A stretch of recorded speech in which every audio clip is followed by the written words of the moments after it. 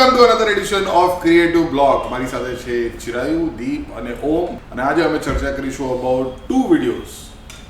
One video, two videos. One video, two videos. જેના director હતા Vidya Desai, production head અને actor હતા દીપ વૈદ્ય, રાઇટર અને એક્ટર હેડ વોટેવર અમે બે હતા. મેં તો પહેલાં શૂટ કરેલું છે.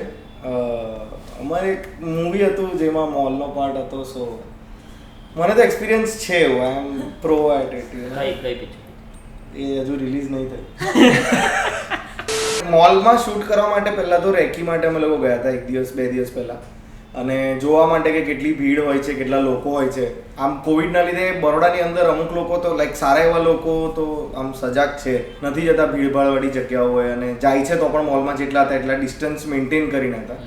એટલે અને મોલની સાથે પણ અમારું એક ડિસ્કશન હતું કે શું અમને સિક્યોરિટી પ્રોવાઈડ કરવામાં આવશે. એ દિવસે અમને લોકોને બહુ રાજા જેવું ફીલ કરતું. એક બાથરૂમ આખું બંધ કરી દીધેલું અમારા માટે શૂટ કરવા. 4 લોકોને પાછા મોકલે અડધામાંથી. चाचा ये सवेरे सवेरे क्या मेरे को यही देखने का है क्या?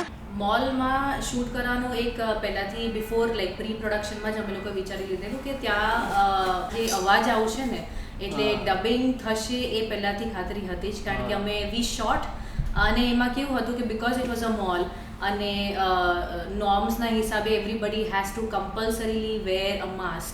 It was a challenge for every one કે તમે એક્ટ પણ કરો છો, ડાયલોગ્સ પણ બોલો છો, પણ તમારા માસ્કની પાછળ મોલમાં અલગ અલગ જગ્યાએ અમે શૂટ કર્યું કે એલિવેટર છે કે પછી મેઇન સેન્ટ્રમ છે, ફૂડ કોર્ટ છે, અલગ અલગ લિફ્ટમાં પણ અમે ક્યાંક એક લિફ્ટમાં કર્યું હતું, બાથરૂમમાં કર્યું હતું. So we try to cover the whole mall. મને સૌથી વધારે મજા ત્યારે આવી હતી જ્યારે ઓમ અને સલોનીનો પાર્ટ હતો ને જેમાં એલિવેટર પર પ્રપોઝ કરે. હું તમારા બધા માટે ગો બેક સલોની. પહેલા ટેકમાં પાછળથી સલોનીની પાછળ એક બીજા બેન આવ્યા હતા, તો એમને સાચે એવું લાગ્યું કે કોકે એલિવેટર પાસે પોતાની ગર્લફ્રેન્ડને પ્રપોઝ કર્યું. તો આમાં મોબાઈલ કાઢીને પોતે રેકોર્ડ કરવા લાગી.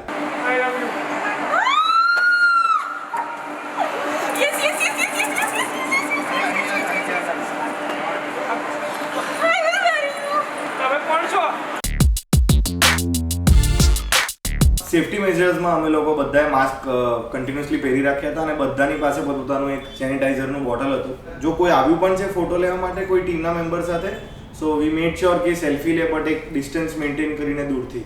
વેન વી વર રાઇટિંગ અને પ્રી પ્રોડક્શન પ્લાન કરી રહ્યા હતા ત્યારે this was a major thing કે માસ્ક આખો સ્કેચ અમે માસ્કમાં જ કરવાના છે. સો વી વર વેરી ધીસ થિંગ કે કોઈનો ચહેરો ફેસ નહીં દેખાશે, ડાયલોગ્સ કોઈ ખરાબ એક્ટર હોય તો એ બધા પ્રોબ્લેમ્સ હતા. યુપી વાલા ઠુમકા લગાઓ કે चलो शुरू हो जाओ. એ રોહનને બિચારાને સેન્ટ્રમના એકલો નાચતા કર્યો હતો, અને અમે લોકો રીટેક્સ પર રીટેક્સ લઈ રહ્યા હતા મજા લેવા માટે. અને અમે બધા બાલ્કનીમાંથી એટલે બૂમ ઉપર Let's go. 3, 2, 1. થોડું ક્લોઝ કરો. रोहन पण एकदम एम्बैरेसिंग था, हुआ क्या कट हुआ क्या तेरे को देखने सब आएंगे. अभी तो नाचेगा ना. क्या हो रहा है मेरे साथ? नाचना था ना, ले नाचो. क्यों हो रहा है? नाचो. વન ફેવરેટ ઇઝ જે કૌશિક આંટીનું આખું હતું ને, એ આખું સેગમેન્ટ ઇઝ માય ફેવરેટ.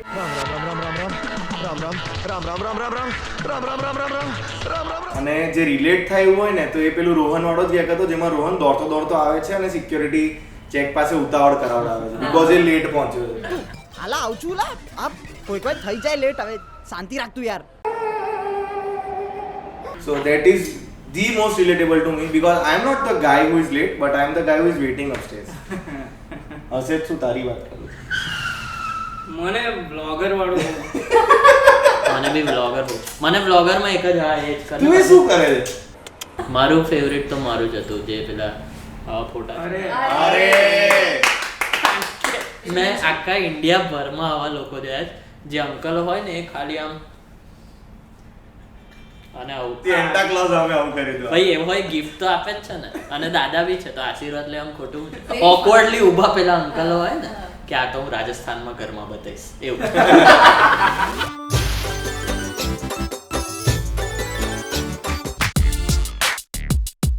એક ટ્રિવિયા બહુ સરસ છે પેલા પાપડવાળા ગેગમાં દીપે સાચવીને સંભાળીને આખો પાપડ એક થેલીમાં ગેમમાં મૂકીને આપણે લઈને ફરતા હતા જ્યારે લોકેશન શોધતા એ પાપડ આમ સૌથી ડેલિકેટ વસ્તુની એમ કારણ કે તૂટી ના જવી જોઈએ. આખો કાચો પાપડ નાખે છે ને આખો પાપડ પાછો આવે છે. અને તઈ ફૂડ કોર્ટમાં લેવા જો તો 60 રૂપિયાનો એક મળતો હતો શેકેલો. કે એક પેલો જે ગેગ છે પરુણ વરુથી વાળું. સો ઋષિ વોઝ ધી શોપકીપર અને અમન ઇઝ ધેટ ફિલાન્થ્રોપિસ્ટ કરીને જે આવે છે. અને એમાંથી બીકોઝ ઇટ વોઝ અ ડબ એટલે બધું એક્શન એમ કરીને કર્યું હતું. અને ડબિંગમાં ઋષિ આવીને ઇઝ લાઈક 25 વર્ષનો ધંધો છે.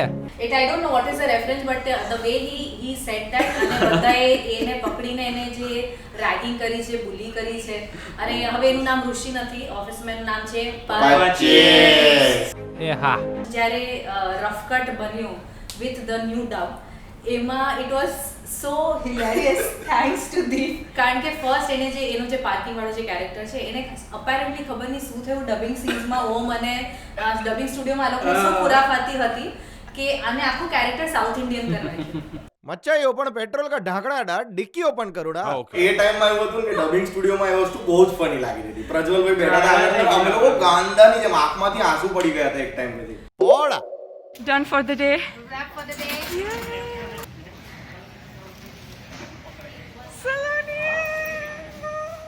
અને આજે અમે ચર્ચા કરીશું અબાઉટ 2 વિડીયોઝ. 1 વિડીયો જેનું નામ છે happy new year. New year for ગુજ્જુસ.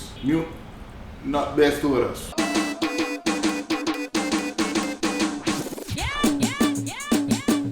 અમે જે પહેલો ડ્રાફ્ટ લખેલો એમાં વધારે પડતું ડીજે અને પાર્ટી થતું હતું. તો પછી અમે એને રિવર્ક કર્યું અને અમે ડિવાઈડ કર્યું કે ન્યૂ યરની પાર્ટીના તો ગેગ્સ કરીશું પ્લસ ન્યૂ યરના પ્રિપેરેશનમાં શું થાય. અને હા, મારી સાથે લખનારા હતા ઓમ ભટ્ટ, ઋષિ પ્રજાપતિ અને હેમ પાટિયા અને સિદ્ધાર્થ જાની. કારણ કે અમે ન્યૂ યરનો ઓલરેડી એક વિડીયો બનાવી ચૂકેલા સ્વિગી માટે 18 અને એટલા જ માટે અમે વિચારી રહ્યા હતા કે શું નવું કરી શકાય. હવે તો એકદમ ક્રેઝી મ્યુઝિકલ એન્ડ્સ આપીએ છીએ અમે અમારા વિડીયોઝમાં, વિચ ઇઝ સો અમેઝિંગ. કારણ કે અમારી પાસે જોક્સ નથી, ઓડિયન્સ જ નથી.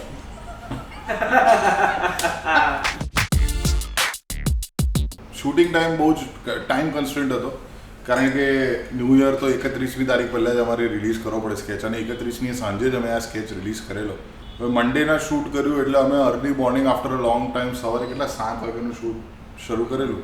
અને એ શૂટ થયેલું મારા ઘરે એટલે હું ને હેમભાઈ આગલા દિવસે જ મારા ઘરે પહોંચી ગયા એટલે હું તો મારા ઘરે જ હતો.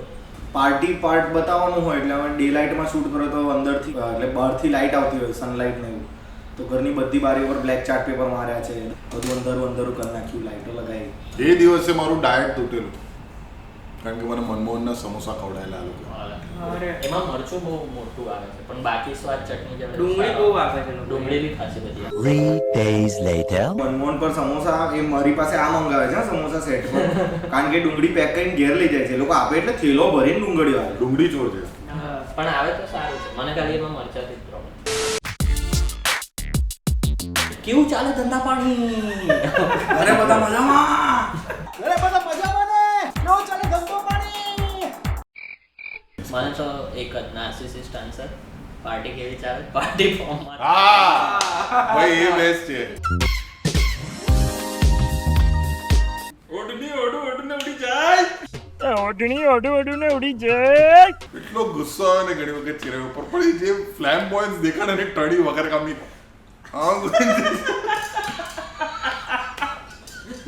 ખૂબ ચાલે. એક તો વસ્તુ